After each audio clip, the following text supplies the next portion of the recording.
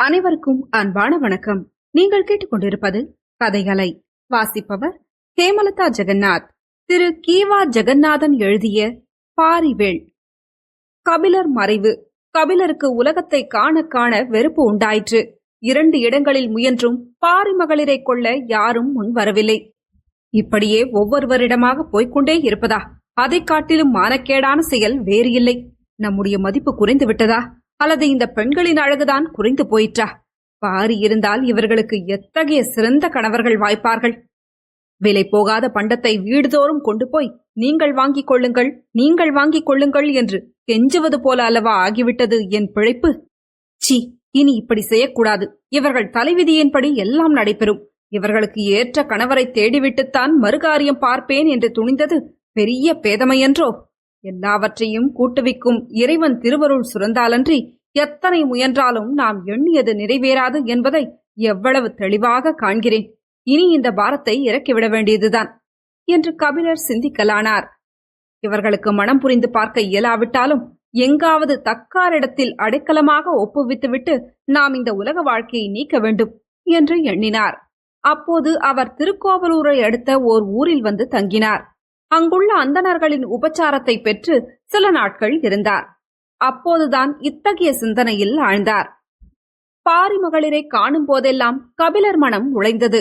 மிக்க வருத்தமின்றி எளிதிலே அவர்களுடைய திருமணத்தை முடித்துவிடலாம் என்ற எண்ணம் பரம்பு மலையை விட்டு வந்தபோது அவருக்கு இருந்தது. இந்த சில நாட்களுக்குள்ளே அந்த எண்ணம் பொடிப்பொடியாகி அழிந்தது. மனம் புண்ணாகிவிட்டது. ஒரு கால் அவர் உலகத்தை வைத்தார், மற்றொரு கால் தம்முடைய ஊழ்வினையை நொந்து கொண்டார். பின்னும் ஒரு கால் பாரி மகளிரின் விதியை குறை கூறினார். எதை குறை கூறி என்ன பயன்? இனி என்ன செய்வது என்ற கேள்வியே அவர் முன்னே நின்று அச்சுறுத்தியது. தம்மை பற்றி அவர் கவலைப்படவில்லை. அந்த 2 பெண்களையும் யாரிடம் விடுவது என்பதை பற்றியே அவர் கவலையுற்றார். அவர் தங்கியிருந்த இடத்தில் வாழ்ந்த அந்தனர் மிகவும் அன்போடு அவர்களை உபசரித்தார். சிறந்த ஒழுக்கமும் அன்பும் உடையவர் அவ்வந்தனர். முதுமை பருவத்தினர். இவரிடமே அடைக்கலமாக விட்டுவிட்டு செல்லலாம் என்று தோன்றியது கபிலருக்கு. பெருமானே, இந்த இளம் பெண்களை தங்கள் பாதுகாப்பில் விட்டுச் செல்லலாம் என்று நினைக்கிறேன். யாத்திரை செய்ய வேண்டும் என்ற விருப்பம் நெடுநாட்களாக எனக்கு உண்டு. தங்கள் உதவி இருந்தால் அது நிறைவேறும். இந்த குழந்தைகளை பாதுகாக்க வேண்டுமே என்ற கவலையால் என் விருப்பத்தை இதுவரையில் நிறைவேற்றிக் கொள்ள முடியாமல் போயிற்று. நான் யாத்திரையிலிருந்து மீள்வேன் என்ற உறுதி இல்லை. இவர்களை காப்பாற்றும் பொறுப்பை தங்களிடமே விடுகிறேன். இவர்களுக்கு ஏற்ற கணவன்மார் கிடைப்பார்களானால் தாங்களே இவர்களுக்கு தந்தையாக இருந்து திருமணம் செய்து கொடுங்கள். உயர்குலத்தில் பிறந்த இந்த பெண்கள் விதியின் கொடுமையால் இப்படி வர நேர்ந்துவிட்டது. எனக்கு ஏதேனும் கிடைக்குமானால் கொண்டு வந்து தருகிறேன். திருமணத்துக்கு பயன்படுத்திக் கொள்ளலாம்.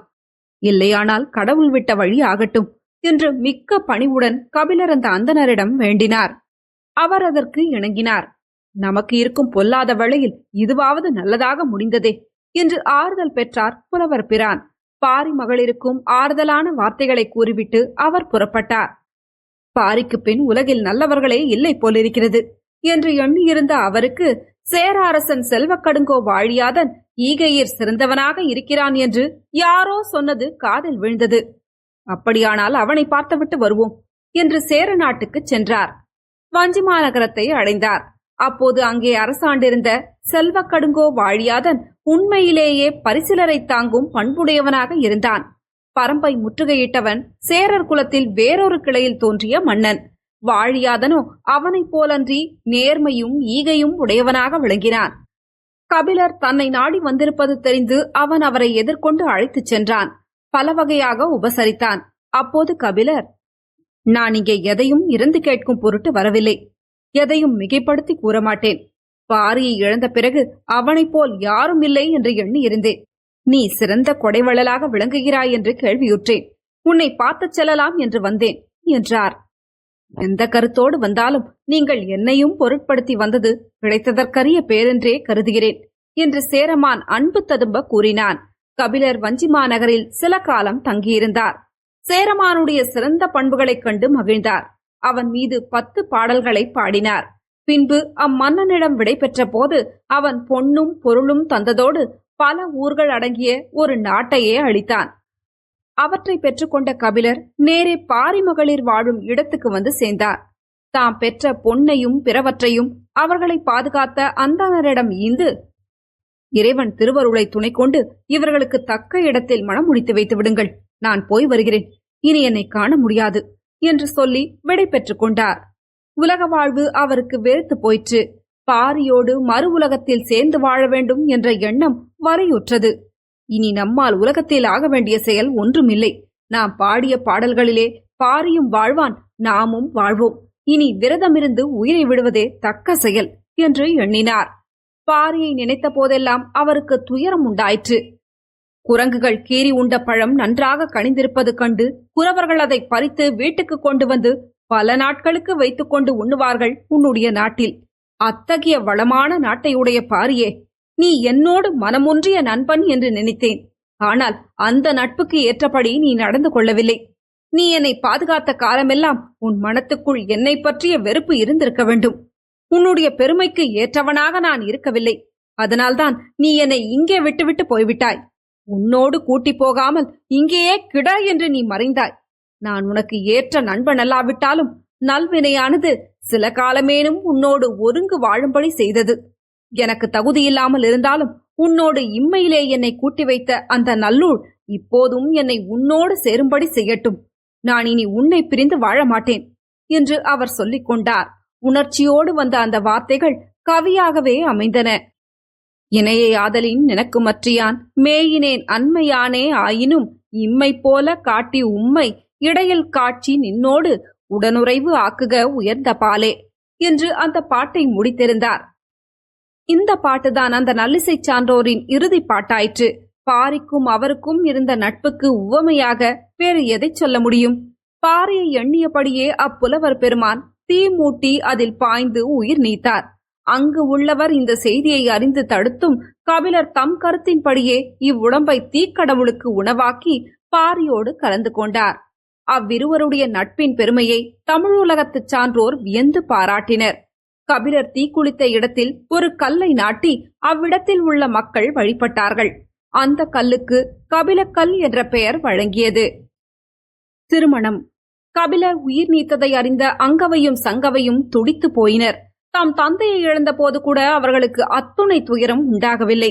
மணமாகாத கன்னி பெண்களாக வாழ்ந்த அவர்களை புலவர் உலகம் மரியாதையோடு பாராட்டியது. புலமை மிக்க அவ்வை பிராட்டியார் பாரிவேளை நன்கு அறிந்தவர். கபிலர் பெருமையையும் உணர்ந்தவர். அவருக்கு கபிலர் தீப்பாய்ந்த செய்தியோடு பாரியின் மகளிர் அந்தனர் வீட்டில் வாழ்ந்து வந்ததும் தெரிய வந்தது. அவ்விடத்துக்கு சென்று பாரி மகளிரை கண்டார். அவ்வையாரை கண்டதும் அந்த மகளிர் இருவரும் புலம்பி அழுதார்கள். கடல் உடைத்துக் கொண்டது போல அதுகாரும் தேங்கியிருந்த துயரம் வெள்ளமாக பொங்கியது. எங்களுக்காக கபிலர் எத்தனை தொல்லைகளை அடைந்தார். எங்களால் தான் மனம் வெறுத்து போய் உயிரை மாய்த்துக் கொண்டார். நாங்கள் பூமிக்கு பாரமாக வாழ்கிறோம். அந்த புலவர் பிரான் புண்ணியம் பண்ணியவர். எங்கள் தந்தையாருடன் சேர்ந்து கொண்டார். நாங்களோ எல்லாவற்றையும் இழந்தோம். எல்லாரையும் இழந்தோம். நாளைக்கு என்ன நிகழப்போகிறது என்று தெரியாமல் யாருக்கும் திருமணம் பயன்படாத பெண்மையை சுமந்து கொண்டு உயிர் வாழ்கிறோம் என்று அரற்றினார்கள். ஔவையாருக்கே அவர்களுடைய நிலை பொறுக்க முடியாததாக இருந்தது. பெண்ணுள்ளம் பெண்ணுள்ளத்தை அறியும் அல்லவா? அவர்களின் கண்ணை துடைத்தார். என் கண்மணிகளே, நீங்கள் வருத்தப்பட வேண்டாம். எல்லாம் இறைவனுடைய ஆணையின்படி நடக்கும். நாம் வருந்தி என்ன செய்வது? நான் முன்பே உங்களிடம் வந்து உங்களை பார்த்திருக்க வேண்டும். கபிலருடைய பாதுகாப்பில் நீங்கள் இருக்கிறீர்கள் என்று எண்ணிக்கொண்டிருந்தேன். நல்ல வேளை, இப்போதாவது வந்தேனே என்று ஆறுதல் அடைகிறேன். இனி நீங்கள் கவலையுற வேண்டாம். சென்றவற்றை மறந்து விடுங்கள். பாரியையும் கபிலரையும் மீட்டும் என்னால் கொண்டு வர முடியாது. அவர்கள் நன்றாக வாழ்ந்தார்கள், மறைந்தார்கள். உங்கள் வாழ்வு இனிமேல்தான் தொடங்கப் போகிறது. பாரியின் புண்ணியமும் கபிலரின் தவமும் உங்களை காப்பாற்றும். உங்களை இல்வாழ்க்கையிலே நிலைநிறுத்திய பின்புதான் வேறு வேலை பார்ப்பது என்று நான் உறுதி பூண்டுவிட்டேன். இறைவன் திருவருள் துணை செய்ய வேண்டும் என்று தம்முடைய அன்பையெல்லாம் குழைத்து பேசினார். ஔவையாரின் பெருமையை அங்கவையும் சங்கவையும் நன்கு உணர்ந்தவர்கள். அவர் சொல்லுக்குரிய மதிப்பையும் உணர்வார்கள். ஆகவே அப்பிராட்டியார் இரக்கமும் அன்பும் கொண்டு கூறிய அச்சொற்கள் அவர்களுடைய துயரத்துக்கு மருந்து போல உதவின. இனி யார் நமக்கு துணை என்று ஏங்கியிருந்த அவர்களுக்கு ஔவையாரின் பேச்சு நம்பிக்கையை உண்டாக்கியது. நிழல் இல்லாத பாலைவனத்தில் தனி மரம் ஒன்று கிடைத்தது போல இருந்தது. நீங்கள் என்ன சொன்னாலும் அப்படியே செய்ய ஆயத்தமாக இருக்கிறோம். நீங்கள் கைவிட்டுவிட்டால் நாங்களும் கபிலர் காட்டிய வழியை பின்பற்ற வேண்டியதுதான் என்று அவர்கள் ஔவையாரிடம் தெரிவித்துக் கொண்டார்கள். இனிமேல் அப்படி பேசாதீர்கள். நீங்கள் எல்லா நன்மைகளையும் பெற்று நீடூழி காலம் இன்ப வாழ்வு வாழப்போகிறீர்கள். மனம் தளராமல் இருங்கள் என்று சொல்லி அம்மூதாட்டியார் விடை பெற்று சென்றார். அது முதல் பாரி மகளிருக்குரிய கணவரை தேடும் பணியை அவர் மேற்கொண்டார். திருக்கோவலூரை தலைநகரமாக பெற்ற நாட்டுக்கு மலாடு என்று பெயர். மலையமான் நாடு என்பதே அப்படி மருவி வழங்கியது. அதை ஆண்டு வந்த குறுநில மன்னர்கள் மலையமான் என்ற பொது பெயரை உடையவர்கள். சிறந்த வள்ளலாக விளங்கிய மலையமான் திருமுடிக்காரி என்பவன் அந்த குலத்தில் உதித்தவனே. அவனும் 7 வள்ளல்களில் ஒருவனாக எண்ணப்பெறுவான். அந்த மலையமான் குலத்தில் அப்போது அரசாண்டிருந்த மன்னனுக்கு இன்னும் மணமாகவில்லை என்று ஔவையார் அறிந்தார். நல்ல குலமாதரின் பாரி மகளிர் இருவரையும் அம்மன்னனுக்கு மணம் முடித்து வைத்து விடலாம் என்று ஔவையாருக்கு ஓர் எண்ணம் எழுந்தது. அந்த எண்ணத்தை செயலாக்க முற்பட்டார். இறைவன் திருவருள் துணை நின்றமையால் அவருடைய முயற்சி முதலிலிருந்தே தடையில்லாமல் நடைபெற்றது. கடைசியில் அவர் எண்ணம் நிறைவேறியது. கோவலூர் மன்னன் பாரி மகளிரை மணந்து கொள்ள உடன்பட்டான். இந்த மணத்தை நிறைவேற்றும் பொறுப்பு முழுவதையும் ஔவையாரே மேற்கொண்டார்.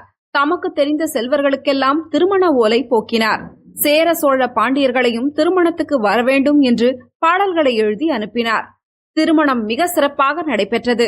சேர சோழ பாண்டியர்களும் அதற்கு வந்து சிறப்பித்தார்கள். அங்கவையும் சங்கவையும் மலையமான் குலத்தில் கற்பு தெய்வங்களாக புகுந்தனர். அவர்களுடைய தந்தையாகிய பாரியும் ஆசிரியராகிய கபிலரும் இல்லை என்ற குறையின்றி அந்த திருமணம் ஒரு குறுநில மன்னனுக்குரிய கல்யாணமாக இல்லாமல் மிக உயர்ந்த முறையில் நடைபெற்றது. எந்த கல்யாணத்துக்கும் முடிவுடை வேந்தர் மூவரும் ஒருங்கே வந்ததில்லை. பழைய பகையை பாராட்டாமல் வரவேண்டும் என்று ஔவையார் எழுதியதை மதித்து அவர்கள் இந்த திருமணத்துக்கு வந்து அப்பெண்களை வாழ்த்திச் சென்றார்கள்.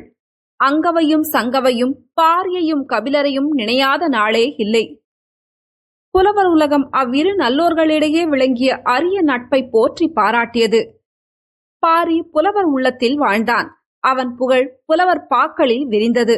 இன்றளவும் பாரியை புலவர்கள் பாடிக்கொண்டே வருகிறார்கள். தமிழ் இலக்கியத்தில் அவனுடைய வரலாற்றோடு தொடர்புடைய பாடல்கள் ஒளிவிடும் மணிகளாக திகழ்கின்றன. பாரிவேள் புகழுடம்பில் இன்னும் வாழ்ந்து கொண்டுதான் இருக்கிறான். பாரிவேள் பரம்புமலை வேந்தன் முடிவுற்றது. அடுத்த கதையோட சந்திப்போம். கதையலை உங்களுக்கு பிடிச்சிருந்ததுன்னா உங்க நண்பர்களோடும் உறவினர்களோடும் பகிர்ந்துக்கோங்க. நன்றி.